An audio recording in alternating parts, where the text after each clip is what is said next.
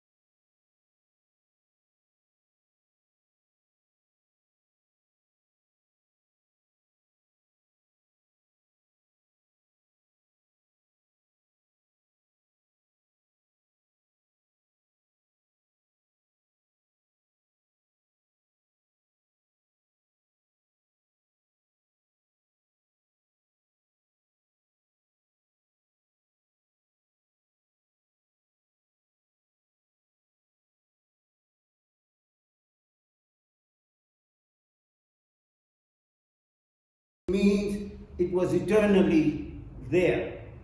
It is eternal. It isn't the beginning, the way John has written. And we will see the significance of what John has stated here.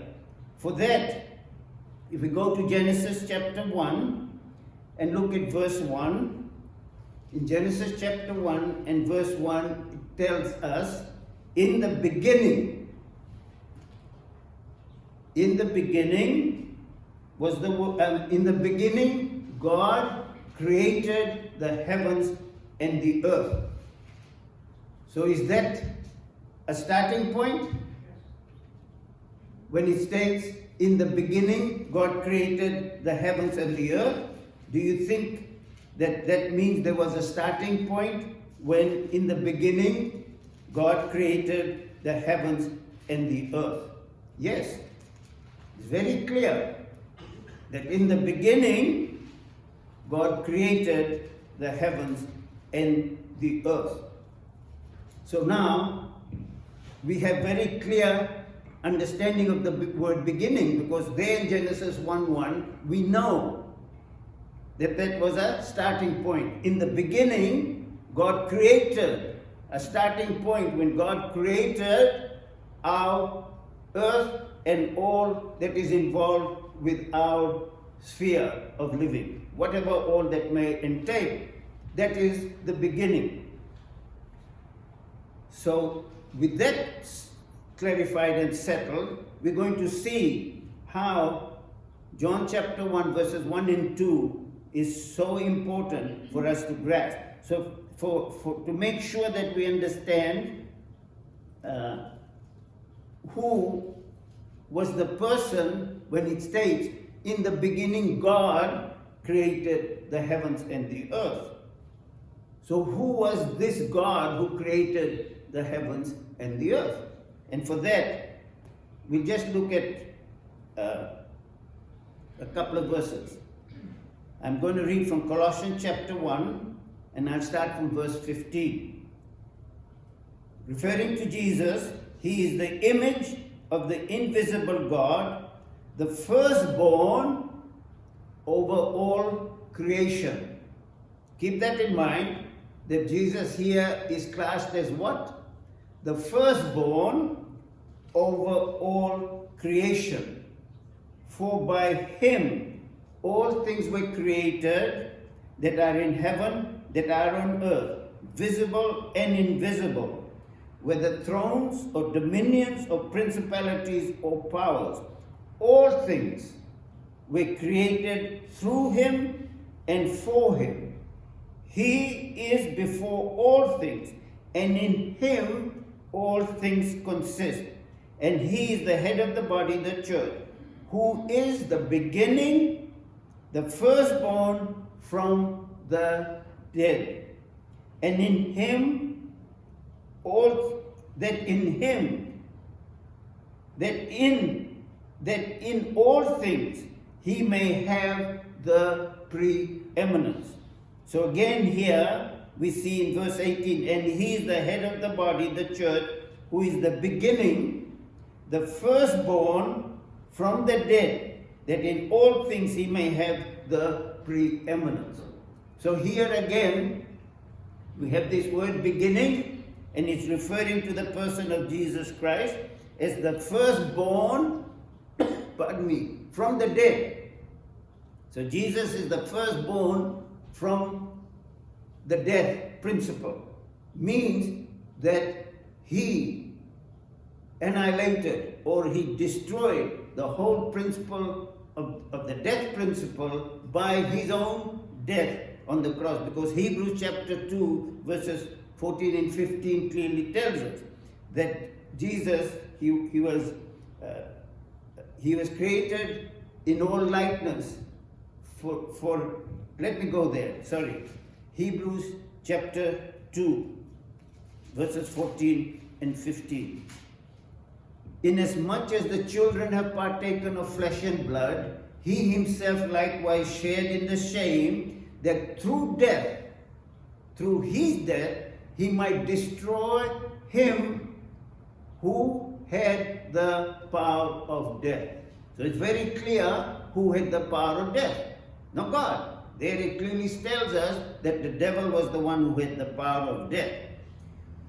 That through death, and that is through Jesus Christ's death on the cross, he might destroy him who had the power of death, that is the devil, and release those who through fear of death were all their lifetime subject to bondage. So there again, we see something that entails the beginning. Now, let's look at John chapter 8. I hope we are following this and seeing what is involved. That this beginning of John chapter 1 verses 1 and 2 was a starting point concerning the person of Jesus Christ. That there was a beginning. It doesn't say that Jesus was everlasting to everlasting. It doesn't say that. It clearly tells us that in the beginning was the Word. So there was a starting point concerning the person of Jesus Christ. And we have to understand what John is trying to tell us there. What is this starting point? And for that, let's see if this is going to help. In John chapter 8, verse 44, I'm not going to read all the verses to make sure that the context is understood clearly. I'll just go straight to verse 44. Jesus is now talking to people that had believed in him but did not want to become his disciples indeed. That's the context. Because they did not want to become Jesus' disciples indeed, this is what Jesus tells to these believers in him. These were believers in Jesus but did not want to become his disciples indeed. So this is what Jesus tells them in John chapter 8 verse 44. You are of your father the devil, and the desires of your father you want to do. He was a murderer from the beginning, and that word murderer in the Greek means he was a manslayer from the beginning. There is again that word beginning. So was the devil a murderer from the beginning of his creation? Is that what the verse is telling us? No, because he was not a murderer from the beginning of his creation. He became a murderer, we'll see when he became a murderer. When he became a manslayer, okay? He was a manslayer from the beginning. Manslayer means that he was responsible for the death principle, the tree of the knowledge of good and evil. The day you eat of it, you shall surely die.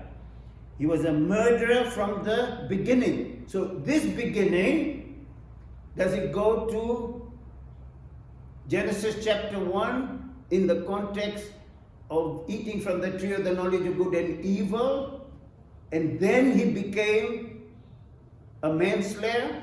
Was that the beginning? And we will see why this is so important. He was a murderer from the beginning and does not stand in the truth because there's no truth in him. When he speaks a lie, he speaks from his own resources, for he's a liar and the father of it. So what was this beginning as far as Jesus is telling us about the devil? That he was a manslayer from the beginning. When, in the scheme of things, when did the devil become a manslayer? Or for that matter, when did Lucifer become a manslayer? Did he become a manslayer when he made Adam and Eve eat of the tree of the knowledge of good and evil and brought in the death principle into our earthly sphere? Do you think that was the beginning? Well, some are saying yes and some are saying no, which is very good. I like that, because this is where we'll see how important this is, okay? It wasn't in the garden that Adam and Eve became Lord help, that the serpent or the devil did not become a manslayer when he made Adam and Eve tree of the knowledge of good and evil. We'll see when.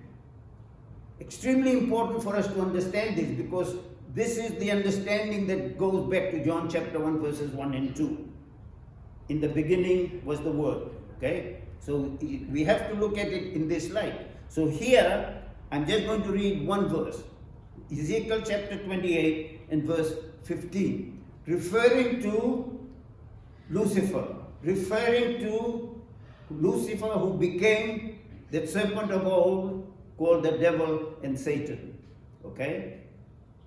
You were perfect in your ways.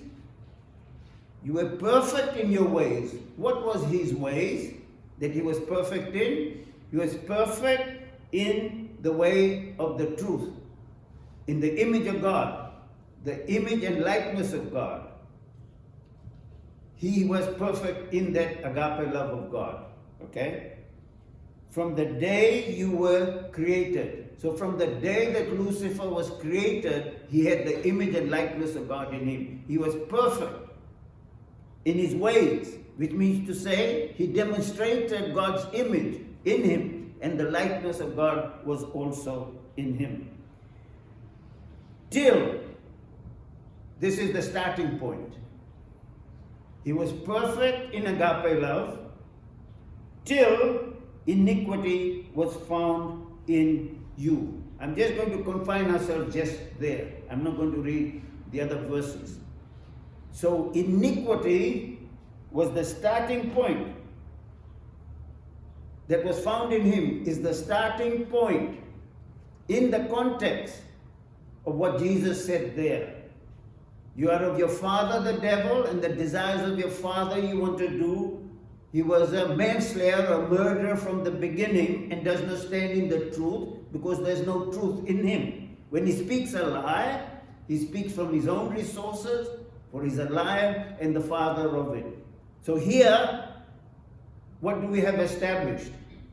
That he was perfect in his ways from the day he was created till iniquity was found in him. That is what? The beginning, the starting point of Lucifer's iniquity that was found in him. That is the starting point. So once we have that in mind, I want us to now, with that understanding, that this beginning of Lucifer started when iniquity was found in him. To make sure that we understand this even more, I'm going to look at 1 John chapter 3, and I'm just going to read one verse. John chapter 3 and verse 8. This is John writing from all what he had learned from Jesus.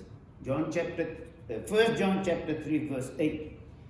He who sins is of the devil, for the devil has sinned from the beginning. So here, what do we have? We have a starting point. He what? He sinned from the beginning. What beginning? When iniquity was found in him. That was the beginning point. For this purpose the Son of God was manifested, that he might destroy the works of the devil. So what is the destruction of the works of the devil? In Acts chapter 10 verse 38 we read, God anointed Jesus of Nazareth with the Holy Spirit and with power, who went about doing good and healing all who were oppressed by the devil. So when Jesus did all of that, he was destroying the works of the devil. Okay? So it's very clear, when iniquity was found in Lucifer was the starting point. Now that is settled, when we look now at John chapter 1, and verses 1 and 2. If you like, we can go back there again. In the context of everything we've looked at now. In the beginning was the Word, and the Word was with God. What was that beginning point, you think? Of course, we know from the Bible very clearly that Jesus is what? Eternal. There was no beginning or end as far as Jesus was concerned. Why is John stating in verses 1 and 2 what he is stating? Because he's clearly telling us that there was a beginning point as far as Jesus Christ was concerned. So if he's God, how can he have a beginning point? But he does. In the beginning was the Word, that is Jesus Christ, and the Word was with God. And the Word was God. Clear.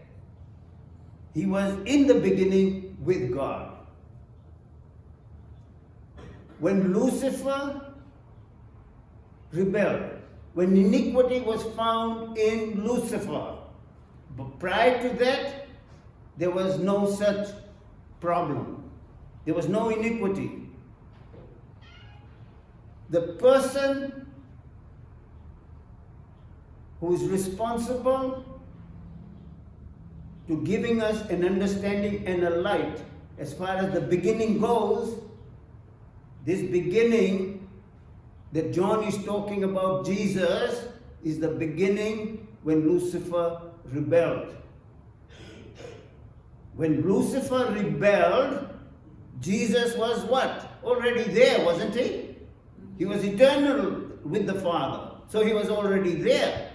But the beginning point for Jesus of what John is addressing here is tied up with the rebellion of Lucifer.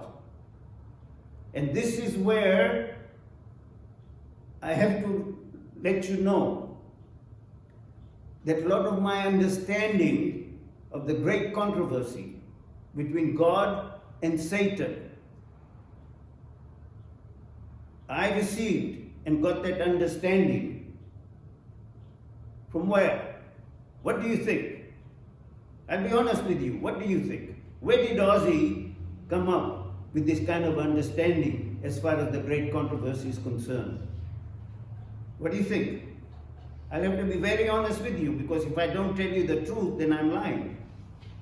I learned all of this about the great controversy when I was involved with the Seventh-day Adventist Church, even through Ellen White's writings. And I have to be right up front with you. That's where I learned things that had such a profound impact on me. So here, this beginning of Jesus came about when Lucifer went against God.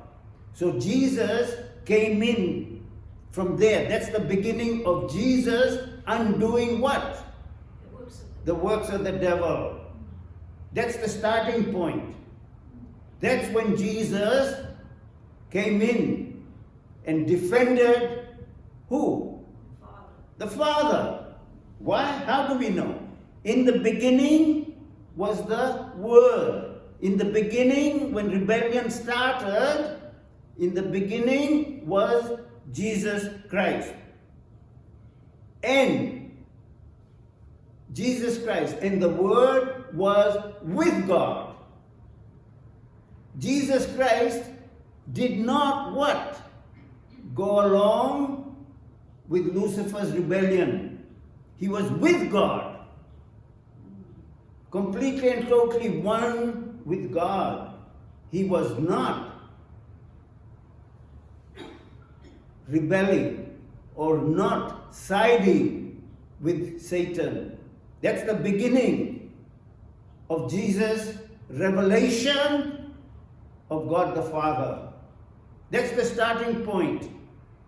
Never happened before. But when he rebelled, when he maligned God's name, when he went against God's character of agape love, when he started the great controversy, when iniquity was found in him, he was a manslayer from the beginning. That's the beginning. When Jesus Christ, in the transcendent sphere, stood with God and defended God in that rebellion. Because what ended up happening? We'll see what ended up happening. For that, I want us to go to Revelation chapter 12. Revelation chapter 12.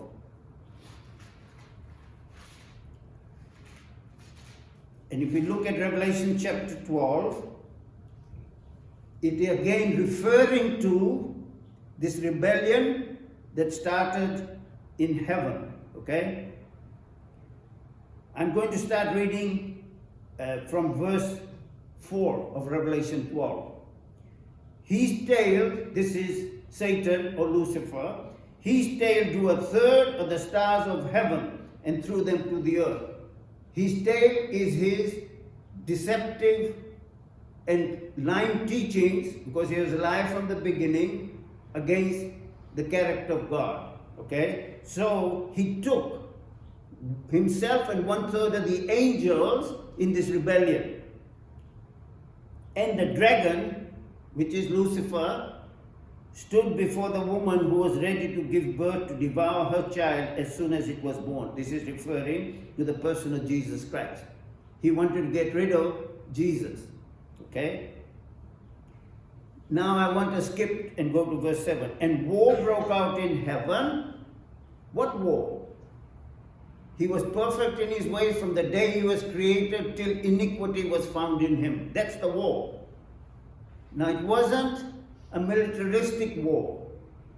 It was, the word for war there is the Greek word polemic.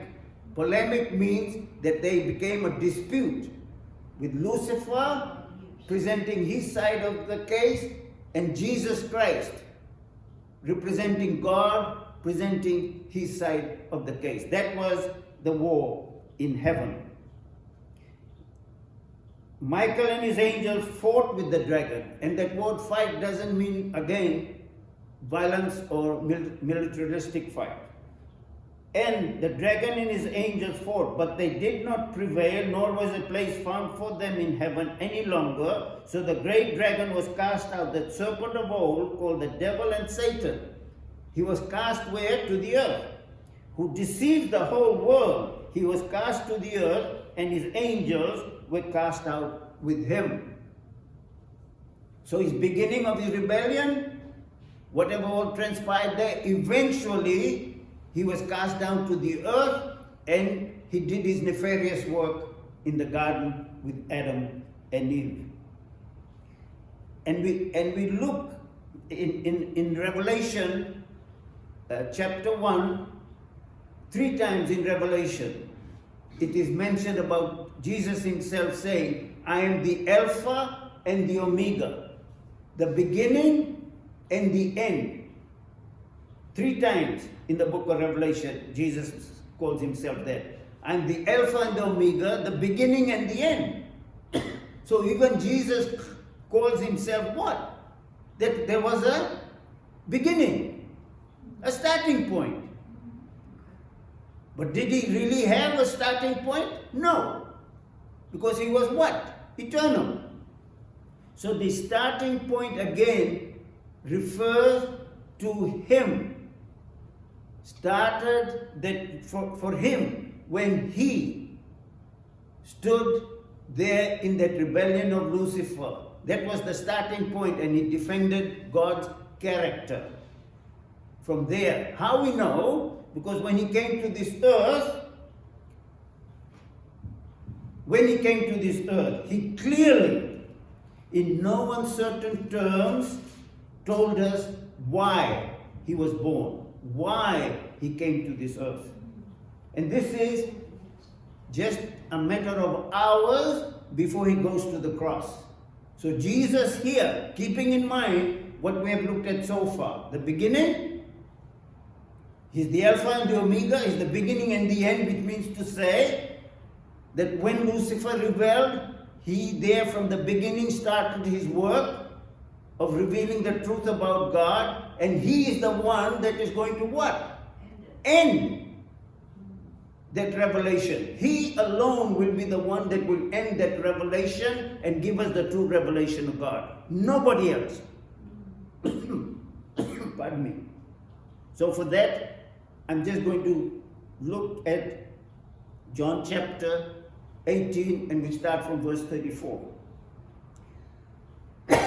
Verse 33, pardon me. Then Pilate entered the praetorium again, called Jesus and said to him, "Are you the king of the Jews?" Jesus answered him, "Are you speaking for yourself about this, or did others tell you this concerning me?" Pilate answered, "Am I a Jew?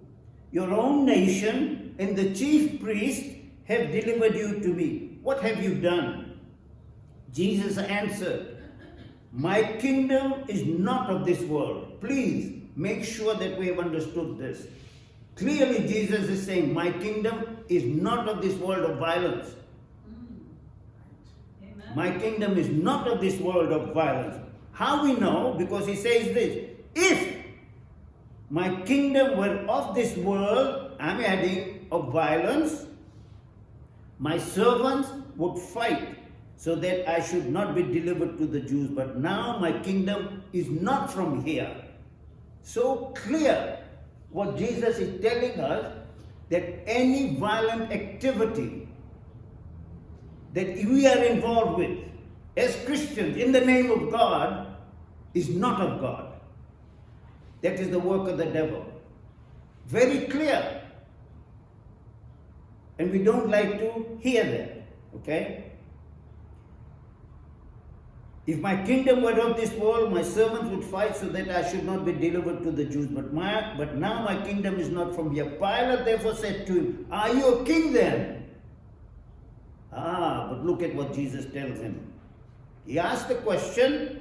Jesus answered, "You say rightly that I am a king." Now what is the king of? Not the king of violence, not the king of this world in the negative sense. What is he?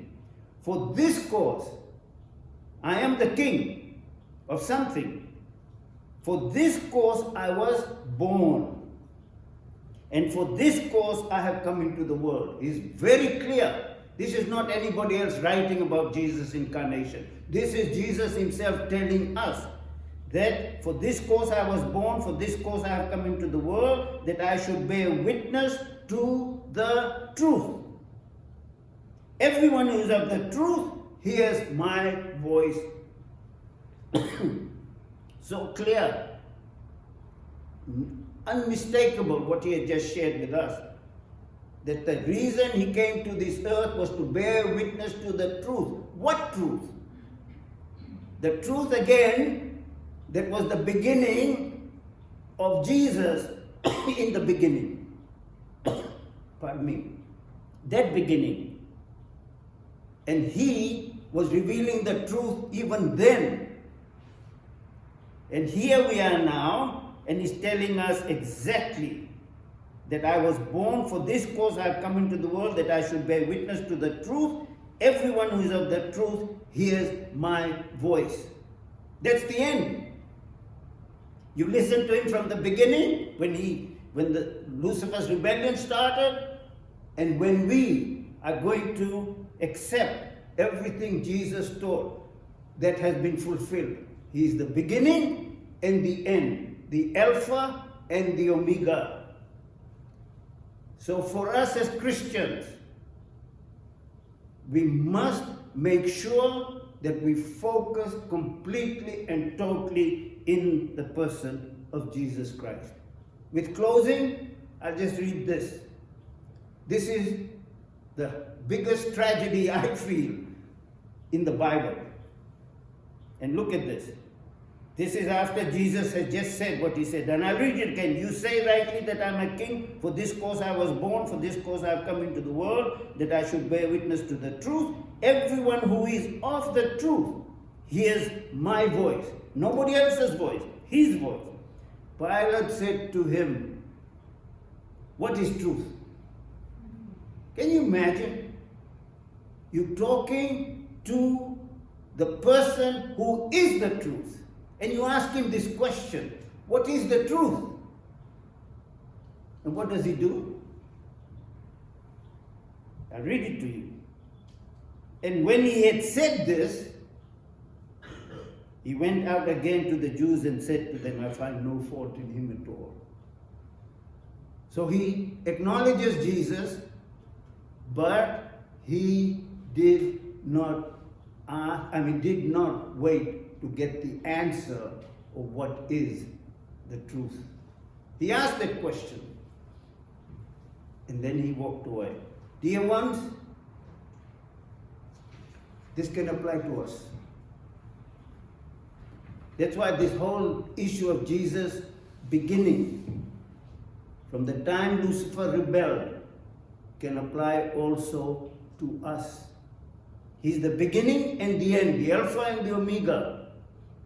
And if we are not listening to the person of Jesus Christ and you're listening to everybody else, it doesn't matter how inspired they are, and not listening to the revelation that Jesus Christ gives of his Father, then we are no different to Pilate. Why? Because we are not listening to the truth that he came to this earth to give, and his high priestly work also involves that. Can we close in prayer, please?